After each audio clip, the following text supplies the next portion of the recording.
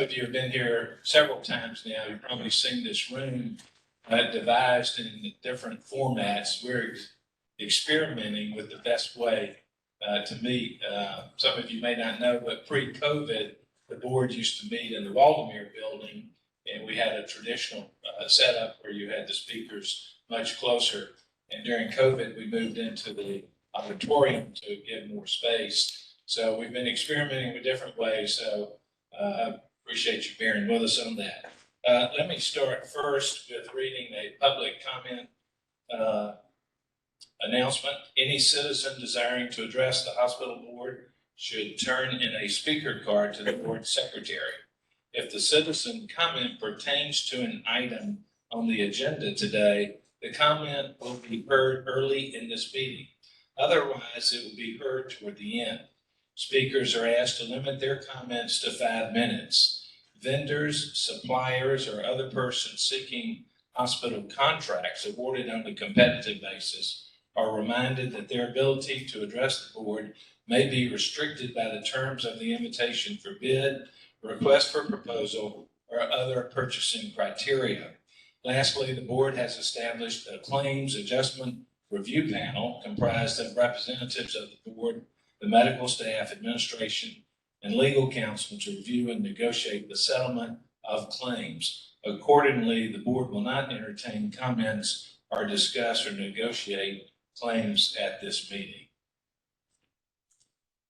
I think also those who've signed up to speak later on have been given the sign-up sheets, and they are organized in the time frame of when the person signed up. I just want to make that clarification today also.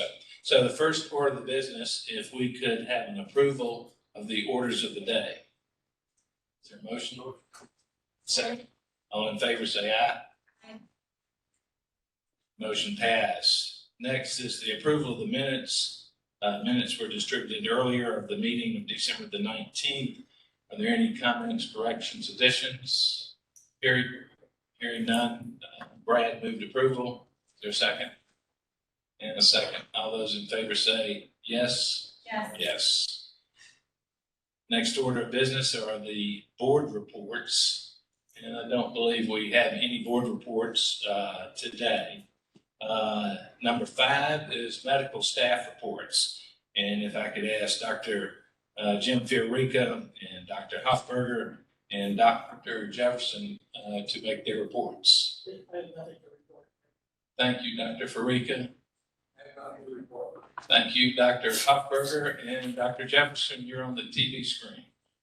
Yes, I would ask for a motion approving the revised Sarasota Memorial Hospital Venice on-call policy as recommended by the SMH Venice Medical Executive Committee.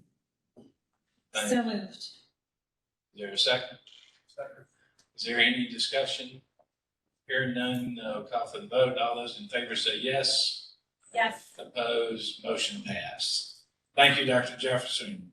Thank you, Chairman. And number 6, Secretary's report. Bridget, need a mic.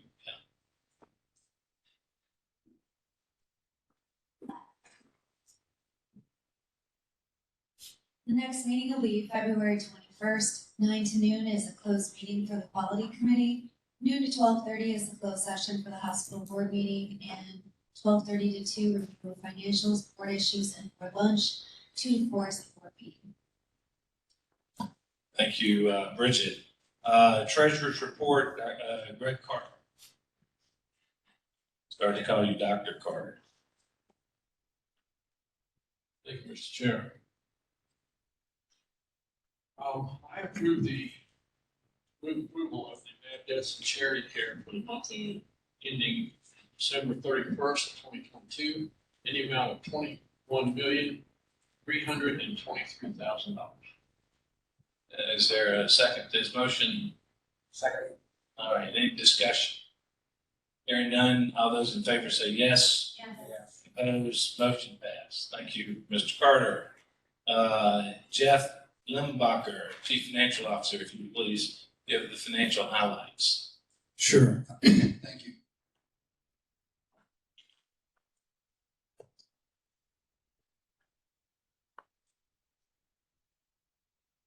up on screen real quick.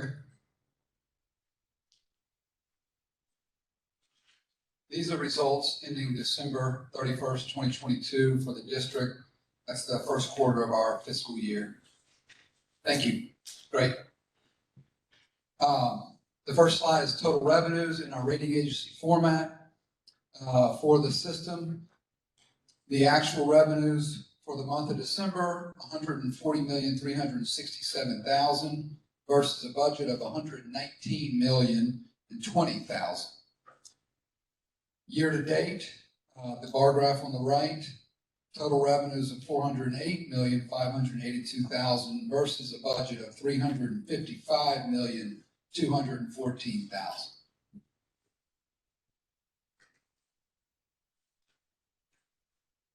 Next page, total expenses for the system for the month of December, $133,779,000 versus a budget in the middle bar of $117,132,000.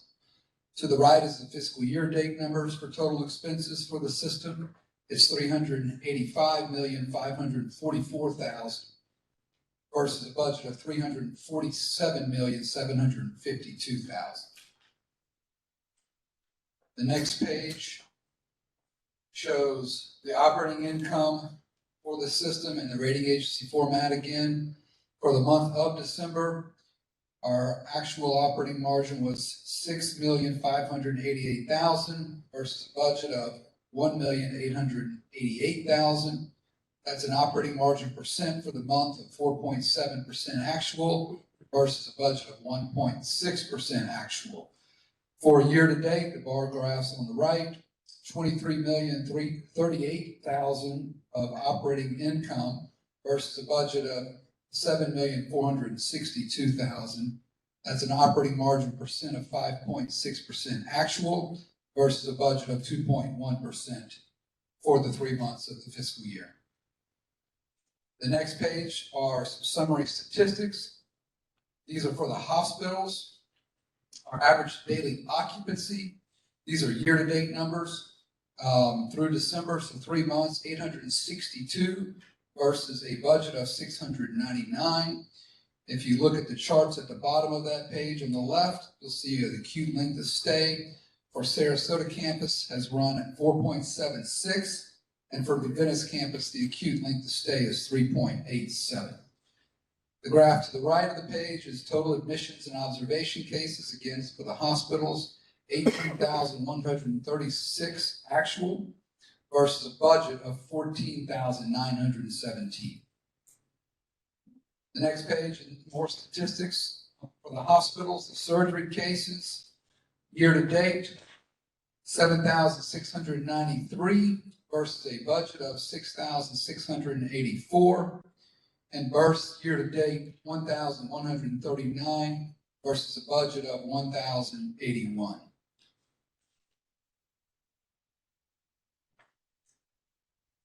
Next page, year-to-date statistics on the left is outpatient registrations. So year-to-date, we are at 141,651 actual. The budget was 138,224. For emergency care registrations on the right, a total actual of 43,925 versus a budget of 35,182. And then finally, the final page of my presentation is case mix index. And if you look at the graph, all of the bars, all the way to the right, this is our fiscal year-to-date case mix index.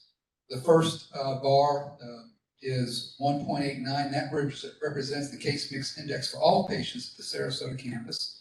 The next bar to the right, the orange one, is the case mix index for Sarasota for Medicare only at 1.98.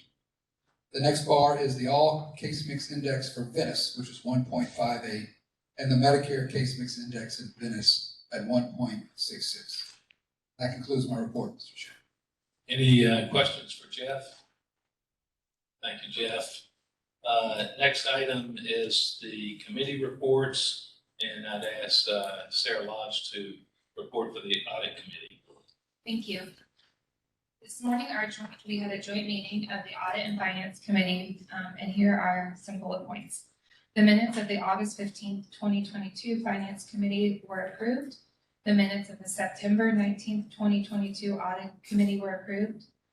Todd Webster, CPA of KPMG, presented the draft results of the audit of the fiscal year 2022 financial statements of the district.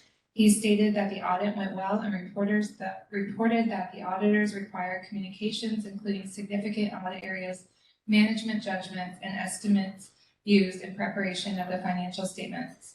Based on this, I move acceptance of the fiscal year 2022 SMHCS consolidated audit financial statement, subject to the understanding that any material changes following final review will be brought back to the board as recommended by both the audit and the finance committee. We heard the motion. We have a second. All in favor? Yes. Any opposed? Okay, motion passes. Next, we had Maureen Pingree, CPA of Walters and Associates, present the draft result of the audit of the fiscal year 2022 financial statements of the SMH Healthcare Retirement Plan. She stated that the audit went well and reported that auditors require communications.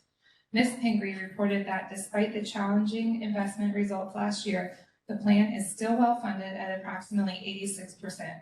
As such, I move acceptance of the fiscal year 2022 audited financial statements of the SMH Healthcare Retirement Plan as recommended by both the audit and the finance committees. Second. All in favor? Any opposed? Motion passes. Todd Nass, Director of Audit Services, provided an update of internal audit projects. Part of the presentation was given by Jeff Hartman of Protiviti LLC, relating to the audit procedures performed by Protiviti on the construction invoices for the Behavioral Health Pavilion and the Venice Bed Tower Phase 2. There was no motion. This is for information purposes only. Jeff Limbacher, Chief Financial Officer, presented a request for approval for the 3-year renewal of KPMG audit engagement as their current engagement expires with fiscal year 2022 audit. I move to renew the engagement of KPMG in substantially the same format and with the same material terms as the proposed draft engagement letter presented to the Audit and Finance Committees to conduct the annual external audit of the district financial statements and other services as contained in Appendix 1 of the draft for fiscal years 2023, 2024, and 2025, as recommended by the Finance and Audit Committees. Second. All in favor? Yes. Yes. Any opposed? Okay, motion passes, and this concludes my report. Thank you, Sarah. We'll move now to the Quality Committee report. Britt Reiner. The Quality Committee meets in closed session, so I have a limited report. Today, we discussed the process that has been ongoing since November, including both me as committee chair and Patricia Mariah as committee vice chair, meeting with Dr. Fiorica and medical staff leadership regarding the report, and gathered information from the other committee members about expectations for the content and process for the reports. The creation of the reports has been methodical and thoughtful and has gotten input across multiple disciplines. We are also looking to other hospitals and healthcare systems around the country to see what our peers are doing with similar post-pandemic analyses. The Quality Committee will be reviewing the COVID reports at its next meeting on February 21st, 2023, and hopes to have a recommendation regarding the reports to present at the public board meeting at 2 p.m. that afternoon. That concludes my report. Thank you. Any questions for Britt?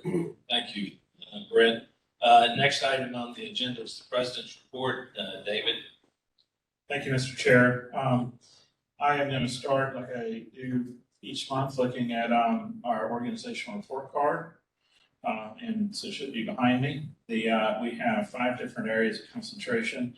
I will start with the first one of service. We have within our area of concentration service, we have a goal of having our likelihood of recommending of our 10 services we look at, greater than 8 or more of them greater than 75th percentile. I'm happy to report that 9 of them are greater than 75th percentile. I'll show the detail on that here in a minute.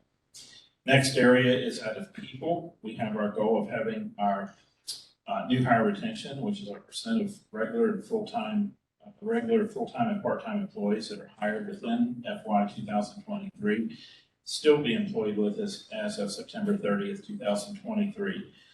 We have a goal of having 83% or higher. Happy to report we're at 95.61%.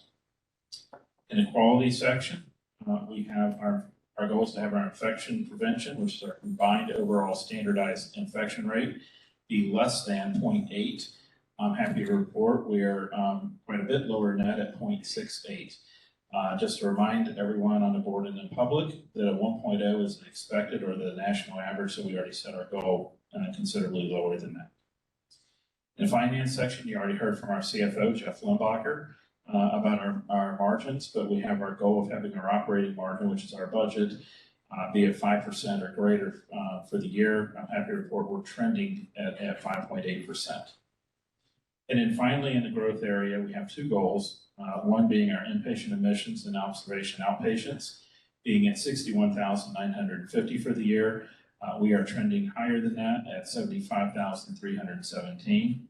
And our outpatient registrations being at 1.3 million, and we are trending higher than that as well at 1.364. Looking at the detail of our patient experience, part of our report card, just to orient you on the slide, we have our the 10 different areas that we look at for likelihood of recommending on the left.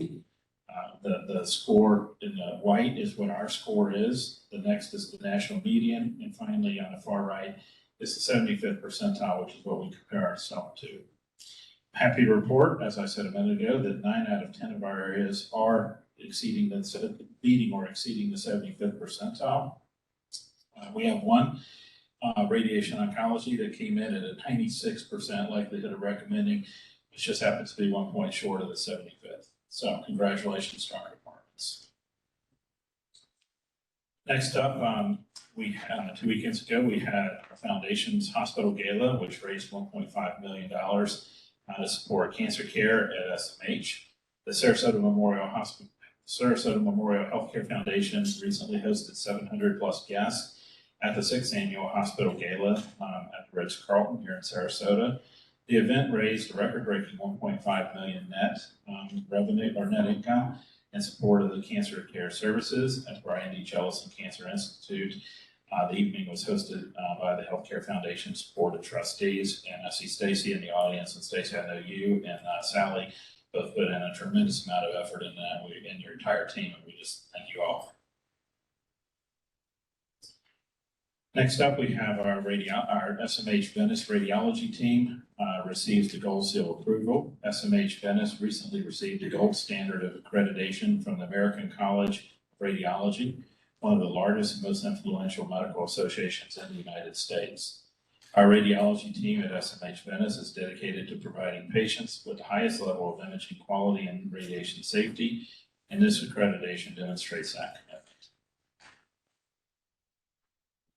SMH is among the world's most wired hospitals. Once again, SMH, Sarasota Memorial, has been named by the College of Healthcare Information Management Executives, or CHIME, to its global list of most wired hospitals for 2022. The survey represents over 38,000 facilities from 10 different countries. CHIME spotlights healthcare organizations committed to investing in innovative technology that enhances patient care, communication, and connectivity.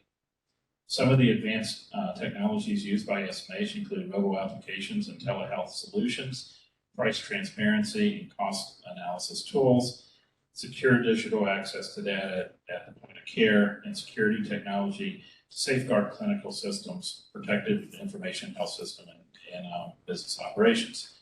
It's a mouthful. So, Pam, thank you and your team for once again making that happen. SMH also welcomed the first babies of 2023. Shortly after midnight, Sarasota Memorial Healthcare System welcomed its first baby of 2023 on our Sarasota campus. Caden, a healthy baby boy, arrived at 2:29 a.m., weighing in at 6 pounds, 5 ounces, and 20 inches long. The mother baby nursing team at SMH Sarasota presented Caden's mom, Julie, with a special New Year's basket filled with gifts for the new baby and his family. SMH Venice delivered its first baby of the new year on January 2nd. Michael and Rachel, proud parents of baby Luke, were also sent home with a basket of goodies. In total, the health system helped to deliver more than 4,500 babies in 2022 at the 2 campuses in Sarasota and Venice. Daisy Award winners announced. Congratulations to Kathy Otto of SMH Sarasota and Lauren Kirby of SMH Venice on earning the Daisy Award for going above and beyond to make a difference in the lives of their patients and their families.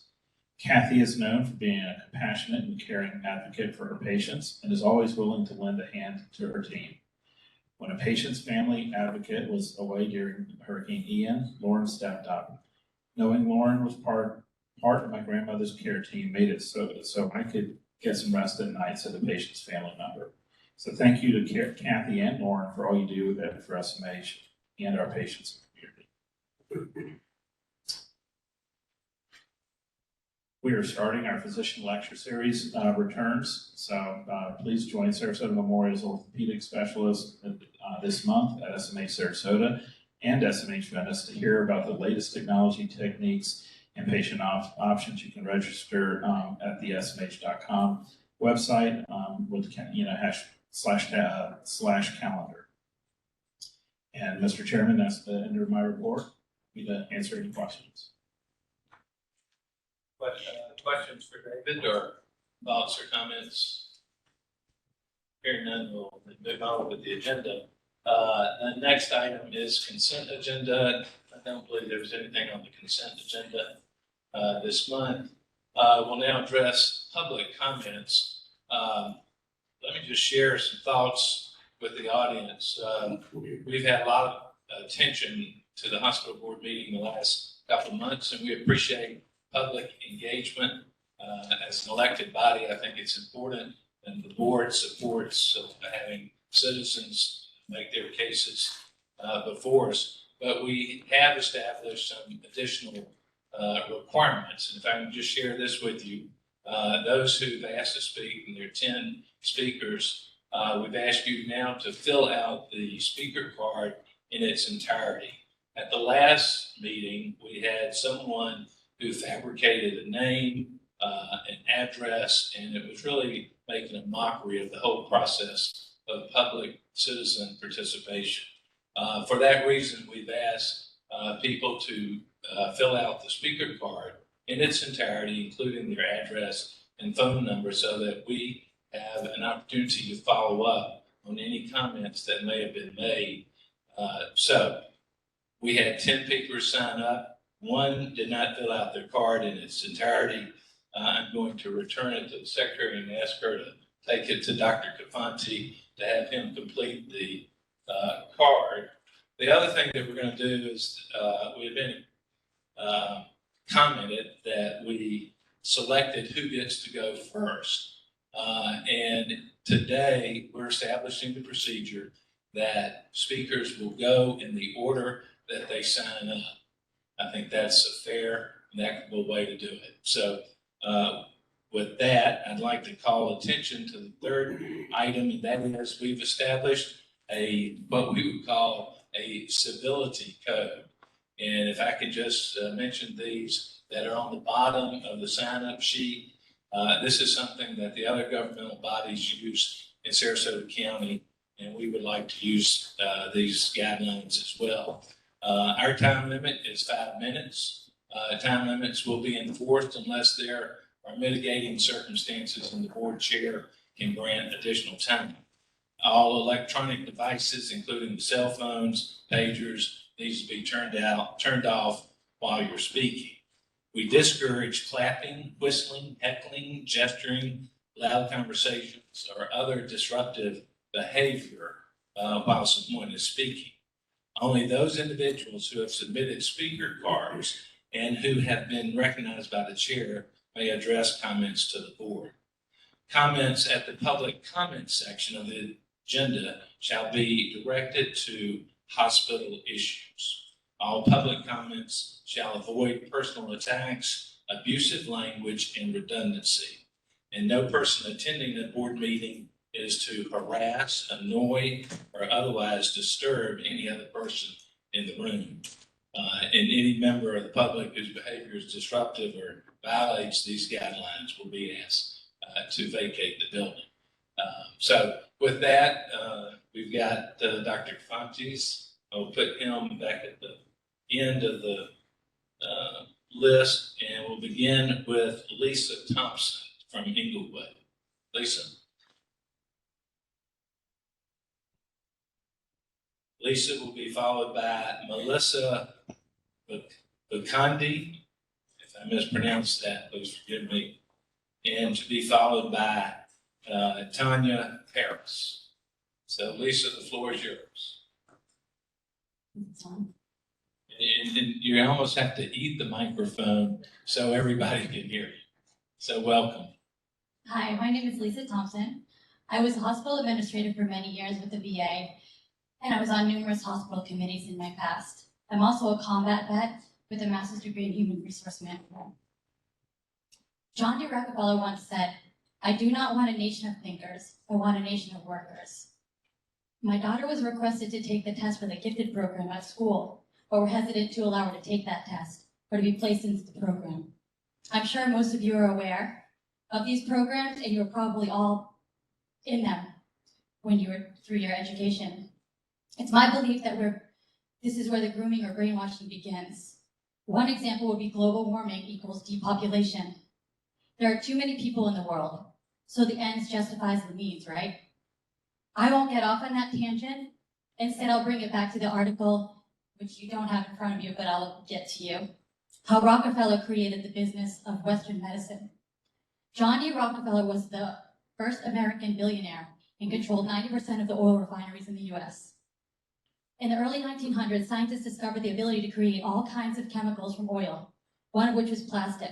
They were also discovering various vitamins such as B1, B2, biotin, vitamin A, vitamin D, etc. During that time, they realized vitamins were remedies that could cure things such as scurvy and rickets. Of course, scientists were also researching synthetic versions of these vitamins in labs.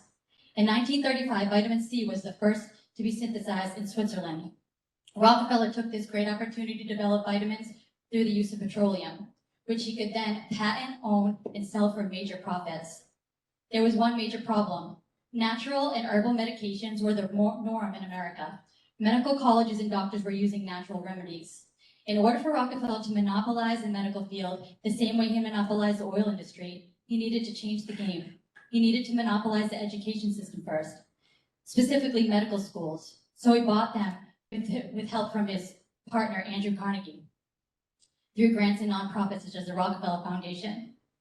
Then the smear campaign started to discredit and demonize all natural medicine treatments. I ask you to look into this history. I ask you to ask yourself, what if this is true? What if we've all been deceived and lied to? Has everything we've ever been taught in these educational institutions been manipulated to line the pockets of billionaires? What if it's just not the medical education that they manipulated? Maybe they didn't stop there. What about law? What about science? What if they realized they could create a nation of workers instead of thinkers? Where does that leave us now? We are all at a crossroads. Which way are we going to go? Are you going to stay on this path of destruction, which we clearly all see coming? Or is Sarasota County going to be the lighthouse? Can we turn the ship around?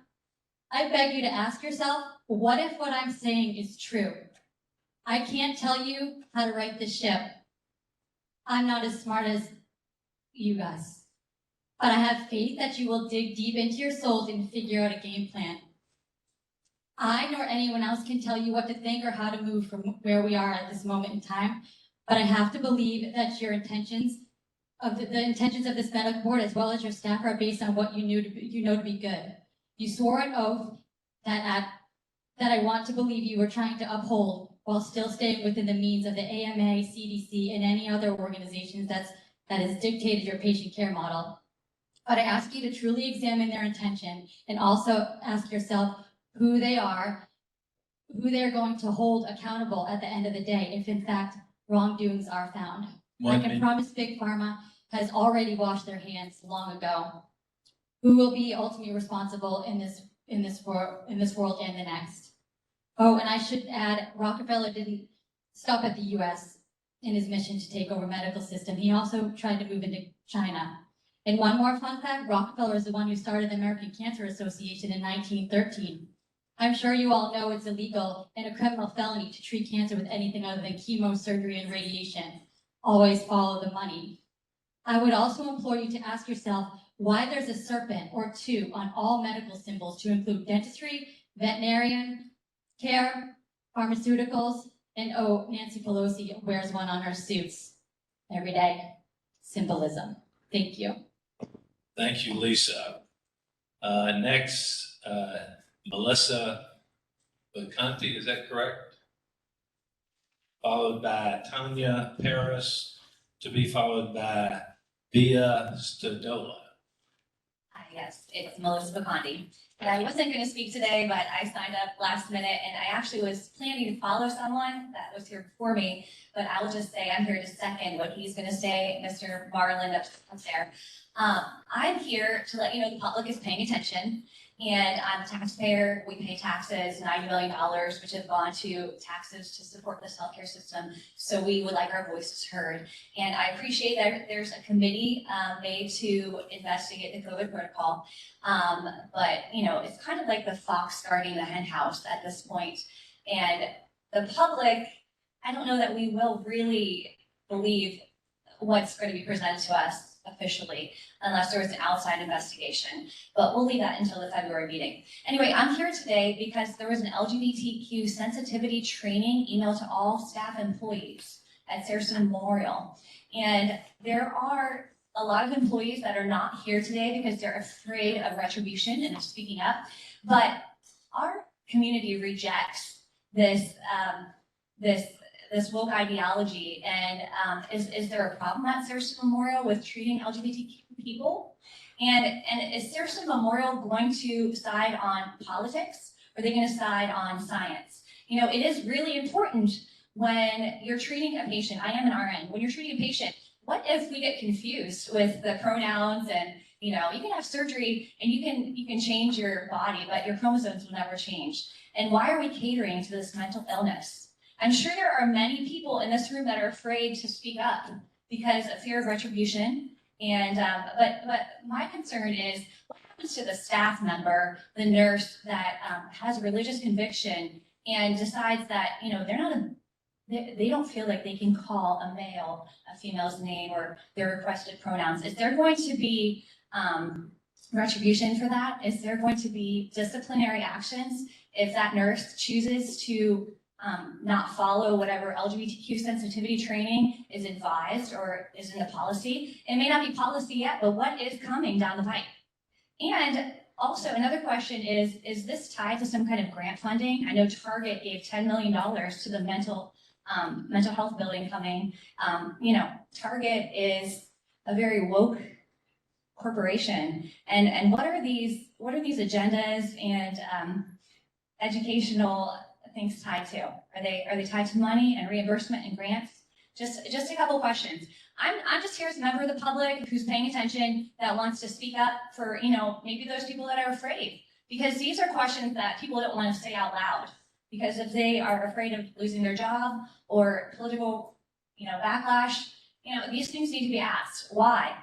Can you answer that? Why is Sarasota Memorial promoting LGBTQ sensitivity training? What about other training? Why not, you know, Christian training, Muslim training? You know, I don't know. But anyway, that's all. Thanks. Okay, thank you, Melissa. Next, Tanya Paris, to be followed by Bia Stodola, to be followed by Alan Love.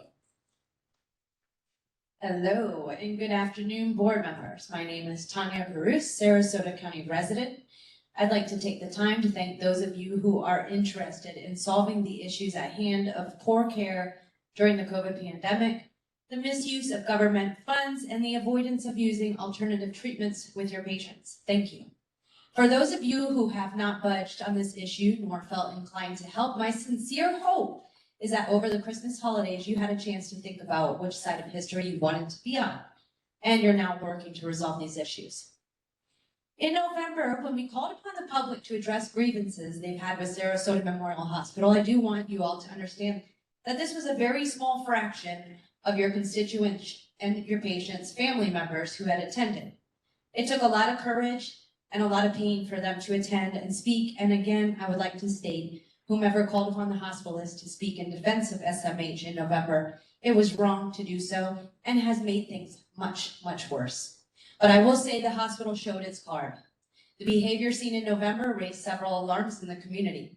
If the hospital can behave the way that they did, when you have the patient's family crying before you, crying with their eyes out, and that was the very first initial reaction from this board, then really, what will this hospital not do? Another alarm was raised was the tabling of the original motion by Vic Rowe in November and its immediate recommendation by board member Britt Reiner, when she solicited the use of the present quality committee and is conveniently now the chair of this committee. By using the present committee under Florida Sunshine Law, it does appear that in fact that this is the way to keep information from the public eye.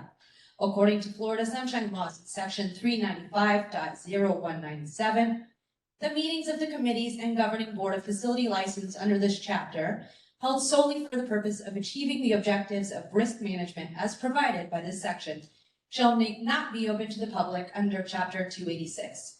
The records of such meetings are confidential and exempt from section 119.07. So being the quality committee is a risk management committee. If the board had approved Vic Rowe's motion, a special committee would have been created and could have been specifically dedicated for what we all were seeking, including creations of additional workshops, town halls, Q&A back and forth between the citizens and the board to solve these issues at hand. So again, it appears that there was a coordinated effort between the board to continue to be as least transparent as possible. And I find it very odd that this was an immediate recommendation without including alternative consideration of your public constituents and potential patients at this hospital. Now, I could just be way off base here. However, I believe this board heard loud and clear from the public that they felt this hospital does not listen to its patients. And I know many of the public stood before you in the past 2 meetings and made it very clear that there is a lack of trust of physicians, hospitalists, and the entire medical industry at this point. But in my naivety, I thought for sure hearing from your public would include a way to be more transparent. But instead, you took our words and you made those into something favorable for the hospital, which was doing an outline of what will be reviewed, then perform your review all behind closed doors amongst yourselves and not open to us, the public. So yet again, the public is kept out of all the details in which they will be asked to be part of and are supposed to sit back and allow those that they already do not trust to perform a duty they know will not net the results they're seeking. I can't say I know all the reasons that this review is being done this way, but I can probably make money as a fortune teller and disclose how non-satisfying the results of the review will be. And I would prefer to stick to my day job. So I'm calling on this board to revise their plans and include the public. We also ask that this board decide to include doctors that have successfully used a protocol outside of the overreaching government as help to upgrade the slogan of your hospitalist used at the November meeting, which was standard of care. 1 minute. Collaboration is key. You have the power and the choice to not continue to be rubber stampers at this hospital. You have an opportunity to build back trust and save lives. The citizens are holding on by a string to see this board take proactive measures to seek better care for its patients and to also gain knowledge that can be distributed to your hospitalists. This is the 3rd time I've come before you and asked for your help. And I can assure you that finding a way to work with your public will keep us from having to show up in large numbers in the near future. For those of you who are being proactive, I truly thank you. For those of you who are trying to hide your failures, I don't know how you sleep at night. It's time to take real action. Thank you. Next speaker, Via Stadola, to be followed by Alan Lowe, to be followed by Lisa Roulette.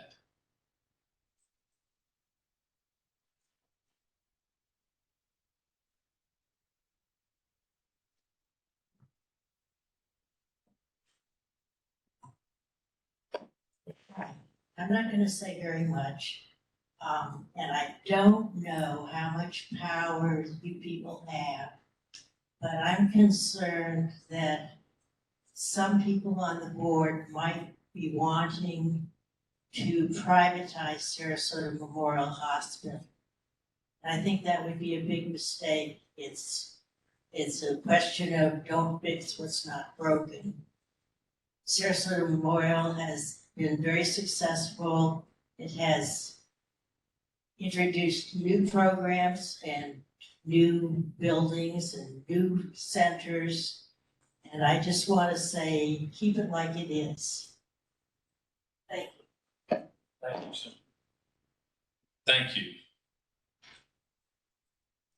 Next speaker, Alan Lowe, followed by Lisa Roulette, followed by Stephen Moreland or Marlin. Alan Lowe.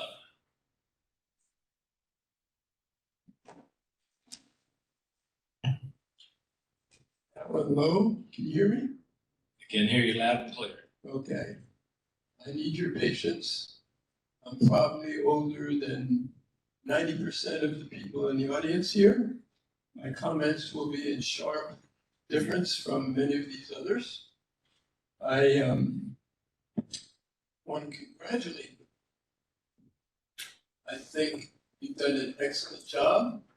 I am shocked at the financial report where you did such a great job exceeding your budgets in all the areas. Pull your microphone closer. There you go. You have to obviously. How successful you were in beating your budgets in many major areas, because almost 40 years ago, I was the controller here, and you made me look embarrassed. You did a super job, and I really appreciate it. So I was here almost 40 years ago, and came in as controller, and ended up second in command. Was here for 14 years. And I'd like to give you some background information that maybe some of you are so young, you're not familiar with some of the background. So I want to offer some of these things. Number one, in the early days, we really had great management. We had some great directors that knew how to work with the doctors, where many hospitals, and I worked for other hospitals before, did not really have the ability and the experience to deal with the physicians, which is the heart of your operation. And we had people that recognized the importance of dealing with the physicians. And we had a great staff. However, as we developed, we inherited people that had been here 15 and 20 years, and they were not up to date. And unfortunately, one of my major projects was to get more current. We did not fire them. We just would hire people that had more current backgrounds and could advance us better. And we did a very good job. And it was quite a challenge. Some interesting facts were that we did not have donations that comes close to what you folks are doing. I mean, $1.5 million, come on. We didn't get donations.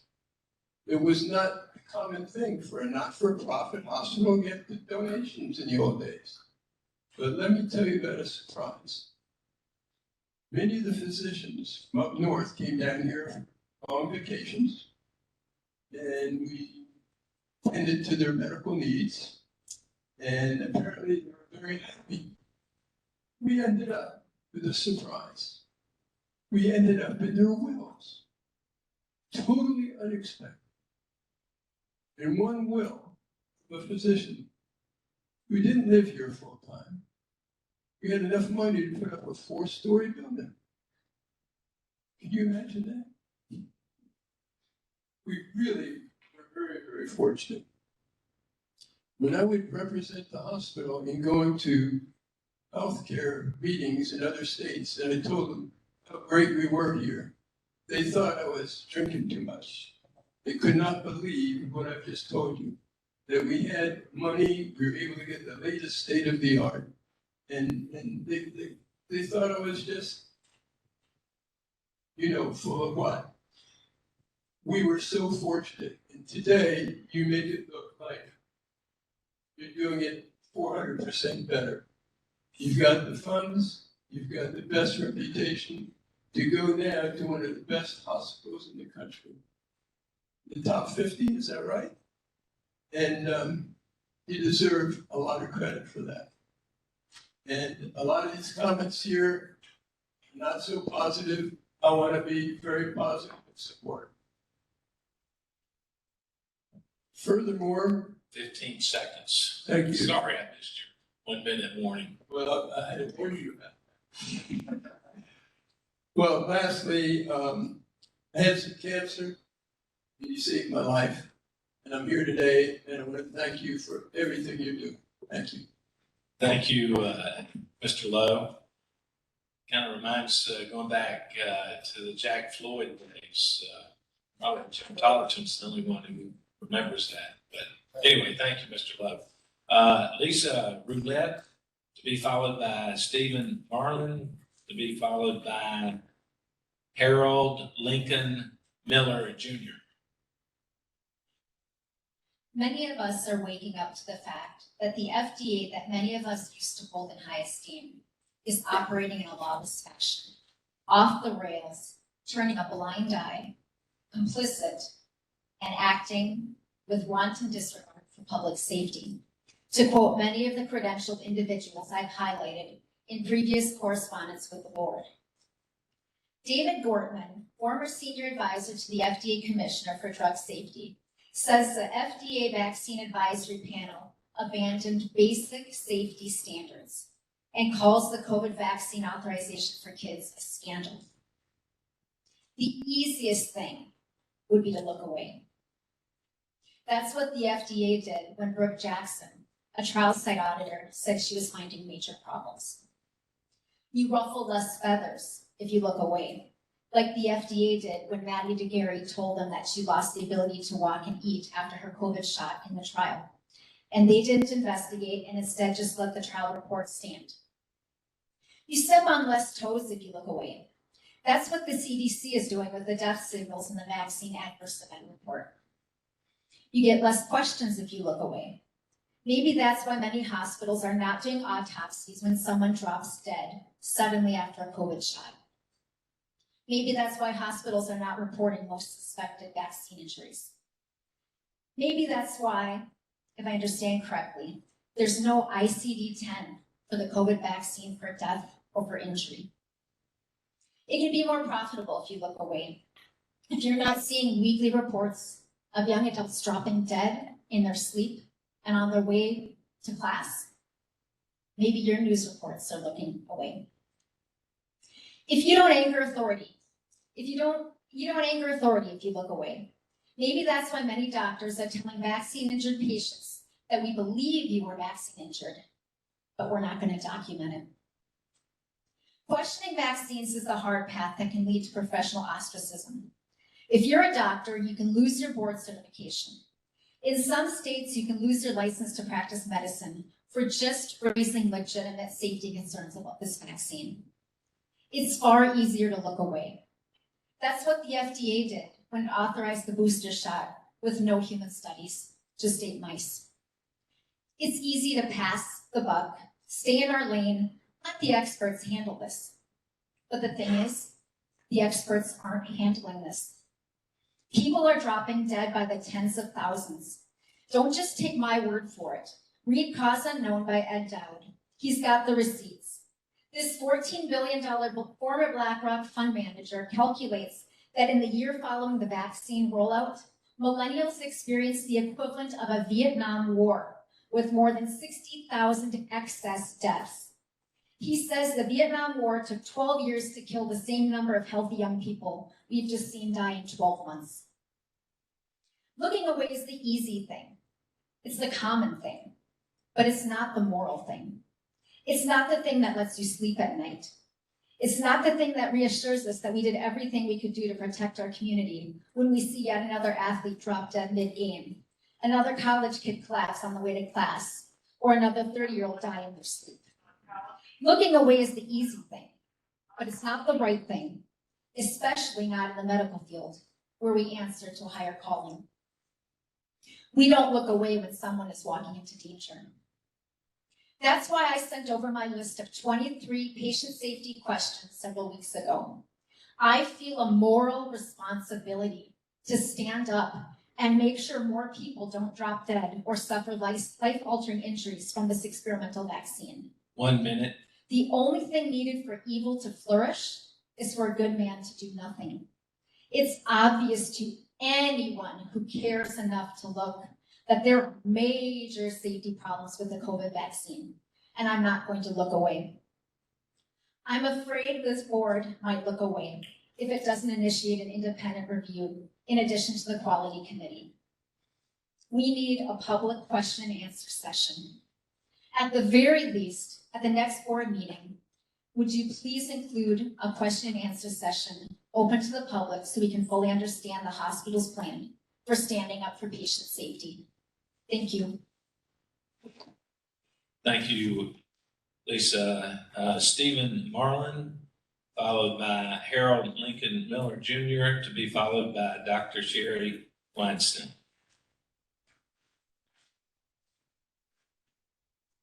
I'm sorry. Hi, my name is Stephen Marland. I am an employee at Sarasota Memorial, and I work here.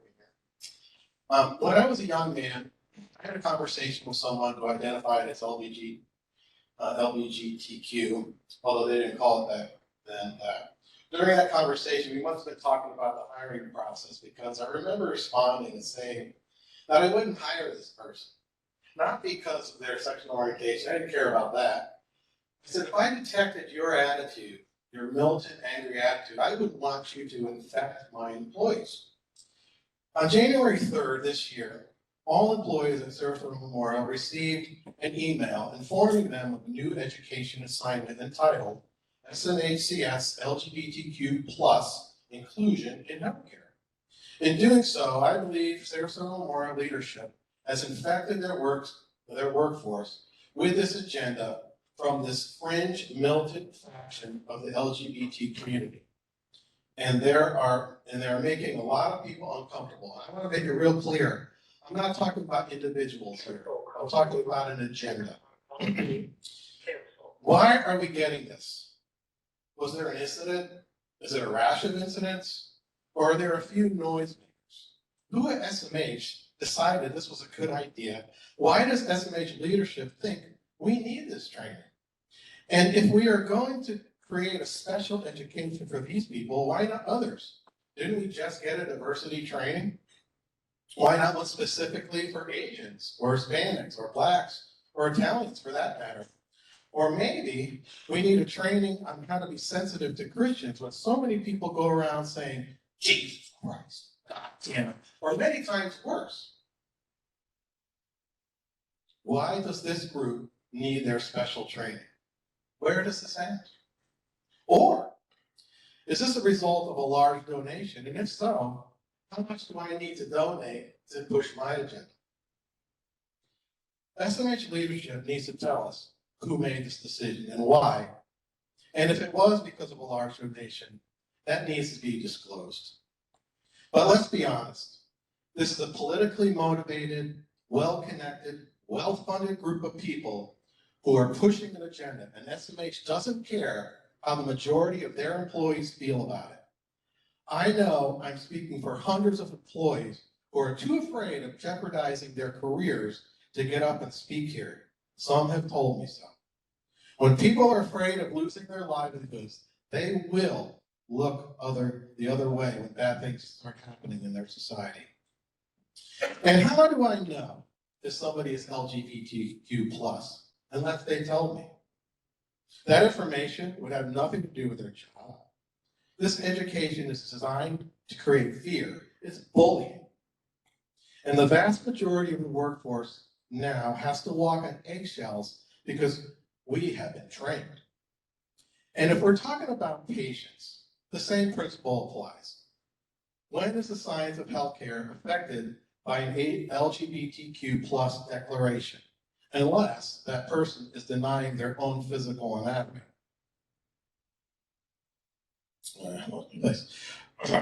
Weren't we told to follow the science when you push the vaccine?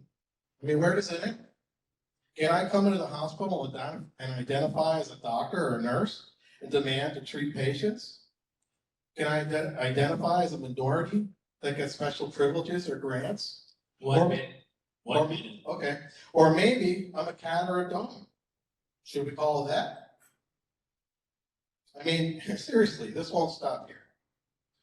The communication that went out did not say if this education was mandatory. It's a, quote, new assignment. But if not mandatory, SMH leadership knows when you send something out like this to all employees, it is implied. This has to stop. This is not necessary. It's actually provocative. And I'm declaring publicly that I refuse to participate in this education. Thank you. Next, Carol Lincoln Miller Jr., followed by Dr. Sherry Weinstein and Dr. Defonte.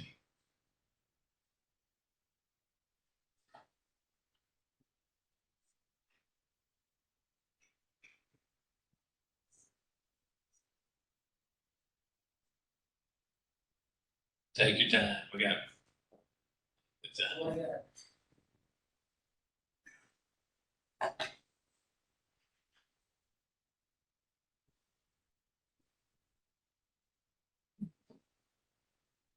Thank you. I may be an elderly man before me. I'm 90 on Sunday. Oh, yeah. Please speak into the microphone, but happy birthday to you. Thank you very much. My background includes something that also drove me to talk to you today. One of the things I did was build a company that managed insurance companies, captive insurance companies owned by associations, corporations, groups, etc. Among them was the American Hospital Association. So I'm familiar with the risk management problems that you among the other problems I've heard here today. I had an experience here which I believe you should be familiar with. On February 1st, this past year, I had a severe fall. I managed to get to the phone and I got 911, brought me to, at my request, SMH, in an ambulance, and was brought into the emergency room, trauma center. They did imaging and came back with the results saying that I transverse, I forget the technical name for it, it was a chip off vertebrae, which is a modest injury, but it was inaccurate. I actually had a double fracture to my sacrum. The difference apparently is 4 weeks of relatively light care or 12 weeks of severe care and a significant difference in pain. So while I was suffering significant pain, there was no re-examination to determine why my pain exceeded the symptoms. But that could also go with my age. And it's not a sort of a condescension to elderly people that gets magnified sometimes. So as a result of that, I was treated in trauma, and I was specifically sent to room 9080. When I was in the trauma, I got a infusion for painkiller. So I was taken by a transporter. As we get out of the elevator, it was the 8th floor. And I said to the transporter, "This is the incorrect floor." I didn't exist, paid no attention. I was wheeled head first into room 8080, which, had I been able to see it, was a COVID room. There was another patient and nurse in there, besides the nurse I was assigned to, and that patient was coughing and sneezing. In the course of the conversation, immediately they got my name and date of birth, but in the course of being taken care of, they came to the conclusion that I wasn't that person, that I was the person that was supposed to be in that room, by the name of Walker. And they proceeded, male nurse at the time, to change my ID bracelet to Mr. Walker's name. In the course of the conversation briefly after that, they asked me, they said, well, we at least know that you're suffering from COVID. And I engaged in an argument saying I did not have COVID. And that resulted in review. And I ended up being taken out of the room. I could overhear conversations saying that have you given him anything? And One minute. that I hadn't, I don't know that I get through this whole thing. So I was taken from there to room 9080, where I was originally assigned. The pain that I had was substantial. It still wasn't recognized as more than the vertebrae chip. And I was treated as though I was supposed to be able to get up and walk, which is impossible for me to do. And in the course of a week, after having left the hospital, I was put to Kennedy White. As soon as they saw me, they realized I did not have transverse problem. They examined me, looked at my X-ray, or the image from the hospital. Mr. Miller, your time is up, but I'll grant you another 30 seconds to try to wrap it up. Okay. If you can. So he said, you've got broken sacrum. They should have never missed this. In my family, I also have a radiologist who looked at it, said the same thing, you never would have missed it in childhood. The result was, of course, complete change in procedures. But the problem that existed was, in my opinion, a lack of training.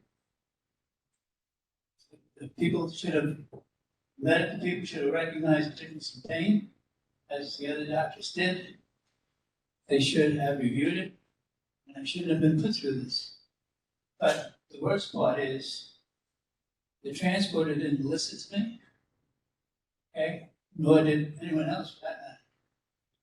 And I think your records will still show me as having chipped vertebrae. Right. Let me make this recommendation, Mr. Miller, if I can, is that have you discussed this with Dr. Jim Fiorica, who's the gentleman in the white coat behind you after this meeting. I think it's more related to a personal situation than general comments for the public. Fair enough? I will do so, but I don't necessarily agree with you, sir. Okay, thank you very much for coming forward. Thank you. Next is Dr. Sherry Weinstein, and followed by Dr. Gavanti. Weinstein, Sherry, please forgive me. I thank you so much for letting me speak again, and I did bring props with me today, including the book that one of the previous speakers discusses. It's Ed Dow. This is called Causes Unknown, and it beautifully chronicles thousands of deaths of people from these vaccines. Sudden adult death syndrome did not exist until these vaccines were rolled out. I came here again. I'm going to be a constant fixture until I make sure that the public is happy with the way that we are addressing some of the issues that I brought up. At our first meeting, I asked for 7 questions to be addressed, and I still don't know how those are being addressed or if they're being addressed. One of them was, what is the increased mortality at SMH since the COVID vaccine rollout? Secondly, I'd like a review of morbidity and mortality numbers associated with our protocols, including giving remdesivir, Paxlovid, molnupiravir, and ventilation. Thirdly, I want an accurate assessment of all-cause mortality in vaccinated versus unvaccinated people, where a person that received a vaccine is counted as being vaccinated. How many patients were denied ivermectin that requested it? How much money did SMH, its research division, and any other affiliates or associates receive from drug companies in the years 2020 to 2022? How much money did SMH receive for COVID incentives from any government or affiliated agency or pharmaceutical company for testing for COVID, admitting COVID patients for ICU admits, ventilation, or other COVID incentives in 2020 to 2022? Were there other government or organizational mandates or financial incentives that broke the doctor-patient relationship and prevented doctors from using FDA drugs off-label, as is common in 20 to 25% of medication prescriptions? I want to also say, I want to give my fellow doctors the benefit of the doubt, because they've been the victims of unending propaganda and censorship. Daily, we're now seeing that new data is being released showing that the CDC, the FDA, Pfizer, NIAID, NIH, and others were well aware of the risks of these vaccines, yet continue to push them, even to groups that have a much higher incidence of adverse reaction than the benefit from the vaccines.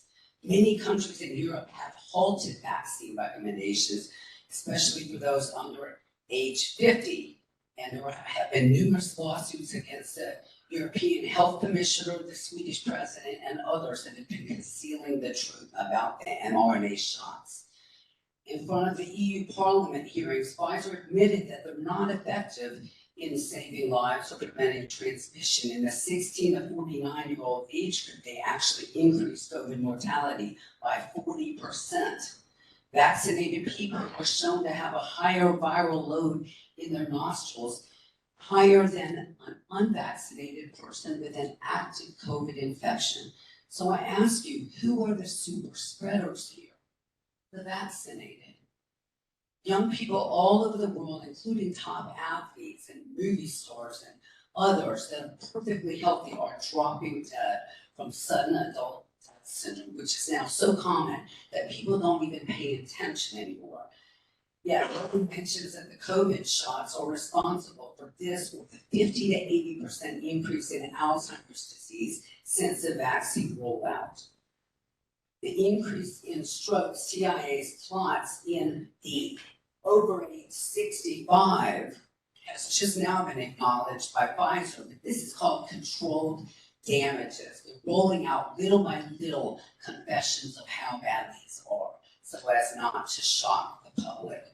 We've had 11,000 increase, 11,000% increase in the vaccine adverse reports reported since 2021. The sources that discuss this are the flccc.net, Real Not Rare, React 19, longhaulers.world in UK, Cultimedics, etc. There are dozens of books, dozens of sites, not Wikipedia, not Google, not YouTube. These are all part of a trusted news initiative that are receiving lots of funding to keep going with the narrative and to keep us all in the dark.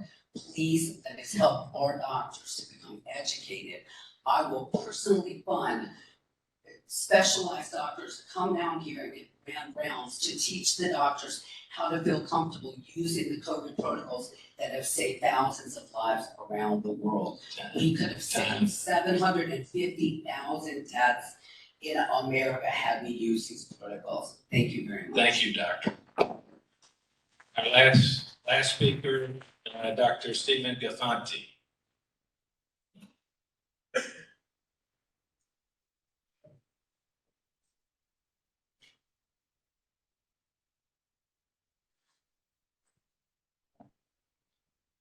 Tram, members of the hospital board, I want to thank you for sending me a copy of my medical records so that I now have the same records as the police. I also want to thank Tram for clarifying that this medical review is designed for transparency, but not really closure. Closure would require something more personal than a letter of command. HIPAA allows the patient or their loved one to be present at the review, and that's closure. If board policy currently doesn't allow for closure, you might consider changing board policy. Doctor, could you speak up into the microphone? Thank you. Sure. I have reviewed a dozen COVID patients' records to answer the only question that I've ever been asked: why did Daddy die? When I give them the answer, they get closure, and their inevitable family disagreements end. In June last year, I requested my records be reviewed. I sent my request to then Chair Sharon DePeters and Dr. Fiorica. In that request, I pointed out the bizarre circumstances just prior to my release. The request made this statement, quote, I do know that if you review the entire record, there will be major discrepancies because it is hard for your staff to make up a coherent story. The response I received totally ignored why I wasn't allowed to leave AMA, why I was discharged with a respiratory system that was worse than when I was on admission, and why I wasn't allowed to talk to my doctor before all this happened. Tram, I understand you have a high regard for Dr. Fiorica, and all I said may be wrong, but you are asking him to review a fraudulent document and find the truth without talking to the patient. How will he know what happened and what was made up without talking to him? Let me give you an example. After the nurses refused to call the doctor for my roommate, they decided they wanted me out of that room. I said, rather than transfer me, I would sign out AMA. The nurse said, fine, lay in the bed, and I'll get the AMA papers. She then proceeded to Baker Act me, which means she decided that I was a danger to myself or a danger to others outside of the hospital. By the way, nurses are not allowed to make that decision. What possible reason could she give for doing something she isn't legally allowed to do? The Baker Act is only given by doctors and police. I was asking for my doctor, which is a normal patient request. The police said I was lying in bed aggressively. I don't even know what that is. The doctor showed up, looked at me from the doorway, mumbled something and walked away 45 minutes after I was Baker Acted. I am sure that what they documented is a totally different story. After all, they attacked me. That is elder abuse and a felony.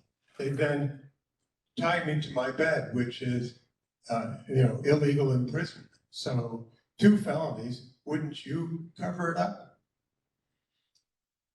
I am already in receipt of Dr. Fiorica's review, summarized by Cheryl Roberts. I have not prejudged this process. I'm in receipt of its product. Why will the next review be any different? I know it is hard to accept the possibility that there is a major cover-up going on in this hospital. It makes the board's job very difficult.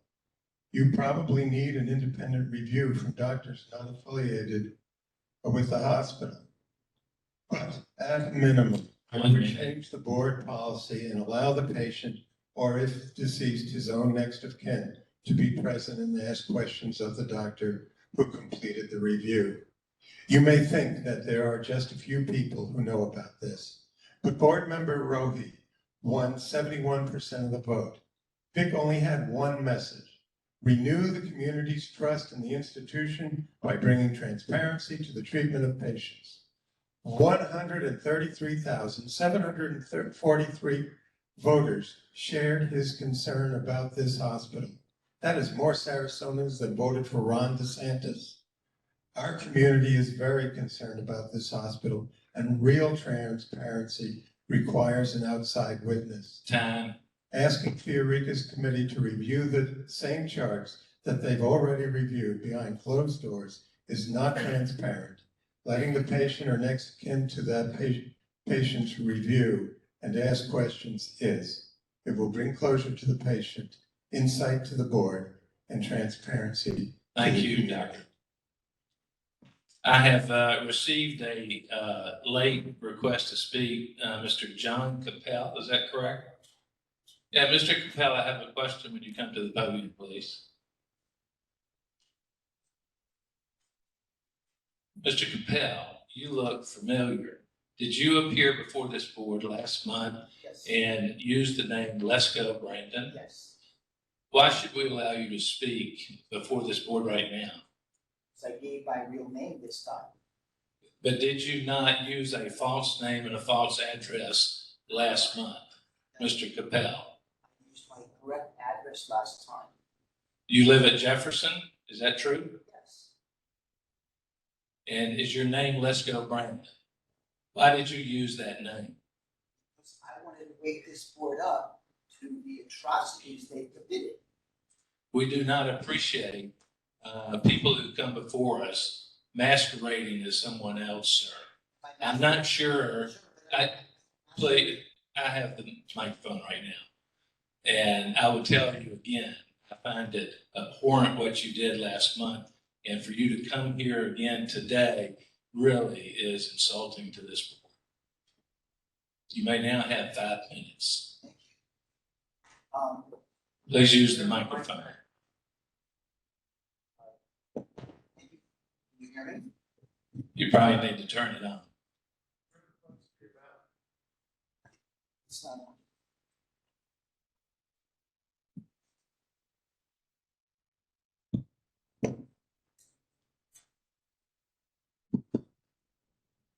So, I understand you're upset about that.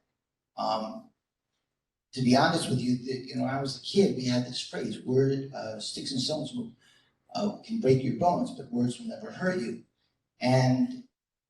But when you implement protocols, whether they're federally mandated protocols, such as ventilators, remdesivir,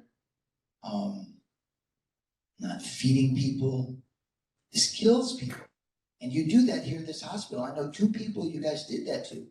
So I understand you're upset about making fun of the board like that. And, if you guys would make a change, I would prefer. I spoke to several elected legislators, Senator Hooters. I didn't speak like that to them because they're not harming people. You guys are harming people here. Remdesivir, I told you last time, in the clinical trial, 52% of the people in that original trial died, but you still use it here. Why? Would you take it? I mean, is the purpose of the hospital to help people? Isn't the doctor's ideal do no harm and to help? Or is it like the controller said, is it to make money? I'd love to say positive things about this hospital. I would have loved that. But until you stop hurting people, I'm going to speak up. I do appreciate that you let me speak. And, I would love to apologize for that. When I see you guys change the protocol. Is that an apology? If you want it to be, absolutely. Absolutely. I am happy to apologize. The thing is that what you guys do here, you take money, $132 million from the federal government.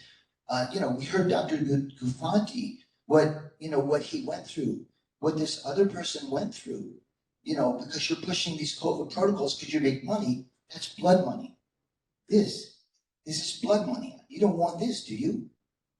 So, sticks and stones, But when you harm people, when you kill people with protocols that are known to kill people, ventilators, 80-90% of people put on ventilators die. That's real harm. You could call me anything you want. I don't care. But you shouldn't be hurting people. And that's what you're doing here at this hospital. 1 minute. I'm done. Thank you. Are there any other members of the public that would like to address the board? Hearing none, we'll close the public comment. Any comments from board members regarding what we've heard or any other for the good of the order? I would just say thank you, Brett. I had to turn the microphone on. Thank you, everyone, for your comments and sharing today. Just a few points of clarification. I did make the recommendation back in November to have us, as a first step, use a pre-existing process, our quality committee, to evaluate clinical outcomes. That is what has been done historically when the C-section rate went up significantly and we were concerned about how many women were delivering their babies that way. That is how it was addressed through the quality committee. I made that as a recommendation also with the thought of healthcare law. Actually, the board received a presentation today from a healthcare law attorney that the hospital has been working with for 20 years to advise us on the relationship between medical staffs and hospitals and patients, and how not only do patients have rights, but so too do doctors. And it is very important that we make sure that we provide an opportunity to obtain facts from the clinical side, because if not, we as a board, as a hospital, could open ourselves up to incredible liability. In fact, one of the case studies we heard today, the amounts total in millions and millions of dollars. So we have to be good fiduciaries as elected board members. We receive taxpayer funds. I want to make sure that we put those funds to work to benefit the community, not to pay some lawsuit fee, because immunity does go away if we do not provide an opportunity to obtain the facts on behalf of physicians as well. So know that my desire to begin with the quality committee was to stay within the parameters of the law and to protect this community organization. I am not the person who chooses the chair. That is the board chair's prerogative. I had no idea that he would be choosing me to chair this committee.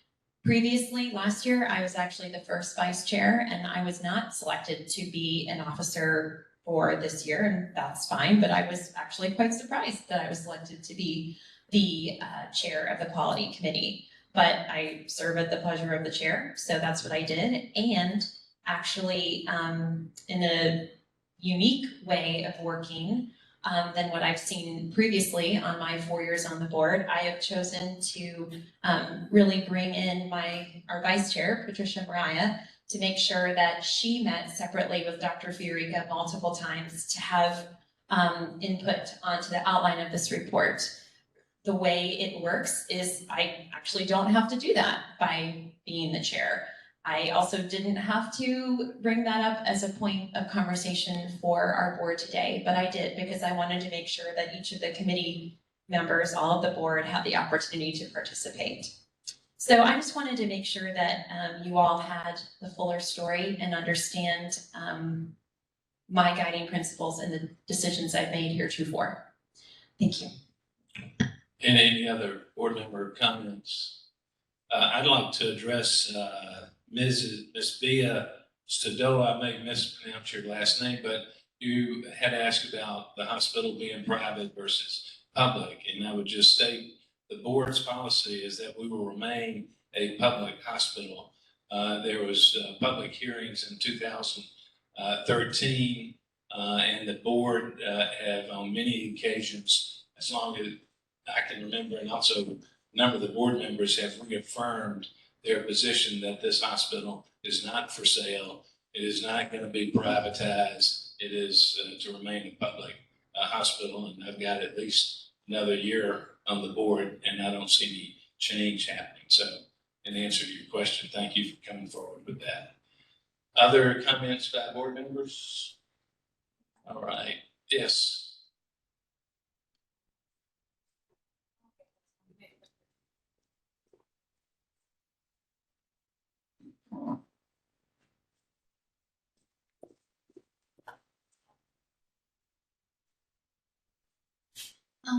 I just wanted to make sure that on our quality committee that the people that are actually on it, that everyone feels heard and that, their questions are. Be sure to speak into the microphone. That their questions are being answered and that, other voices aren't muted or silenced, I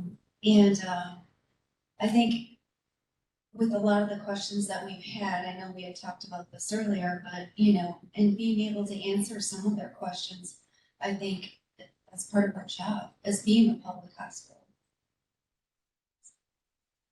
Right, and I think that many of those questions will be incorporated into the report, either in the full body or as an appendix. I know that Dr. Weinstein's 7 questions are need to be addressed. I know that and Lisa Roulette's numerous emails, a number of those questions I think are going to be addressed. I have one more thing. I don't know if it's appropriate for this time or not, but why are we getting all the emails about the trauma things? Why are we getting all those emails? I will let the president answer that. Well, it's quite simply because their contract is up for negotiation and they're trying to have us continue that agreement. For the public, you may not understand, the board receives a number of communications throughout the month. And it's the policy of the board to have the secretary, Karen Marshall, to forward all communications with the board to the individual board members. And that's how you got a lot of those letters. Other comments, Brad, you had something? I Madam also, Count? I have a book for everybody, that actually, one of the people that got up to speak, Mr. Miller, he is getting this for everybody on the board, cause unknown. So as soon as those come in, I'll pass them Oh, good. Thank you, Mr. Miller. No report. Hearing no further comments, we stand adjourned until February the 21st. Thank you, people.